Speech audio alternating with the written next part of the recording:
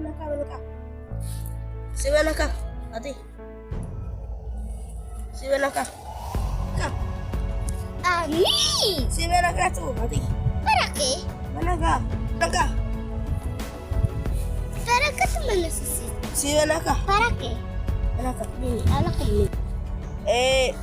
El Señor nos mandó para que te predicamos el Evangelio, para que tengas vida eterna. ¿Qué significa eso? La vida Pero desde la mañana, pero yo no lo veo a ella.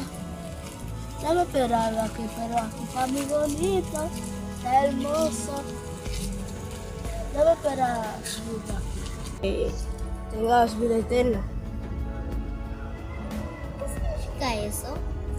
La vida eterna es una vida que tú vas a vivir sin hambre, sin preocupaciones. No me toques, no me toques.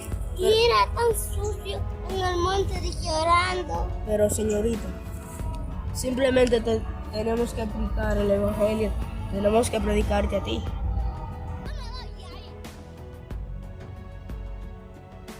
Te predicándome de que cristiano, de que el mundo casi se acaba, que si yo qué, que será. Yo no sé, y ella está en el monte de que orando.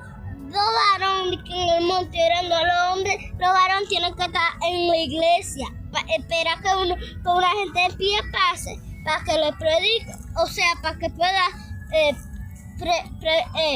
convertirse más mejor, pero que no así, y que entonces uno cada día va a tener que ir para el monte, para el monte, para el monte. Está Jesús yo, para que yo vaya para el monte obligado, no. Pero Dios mío, Déjalo ir, déjalo ir. Vamos a hablar con Dios.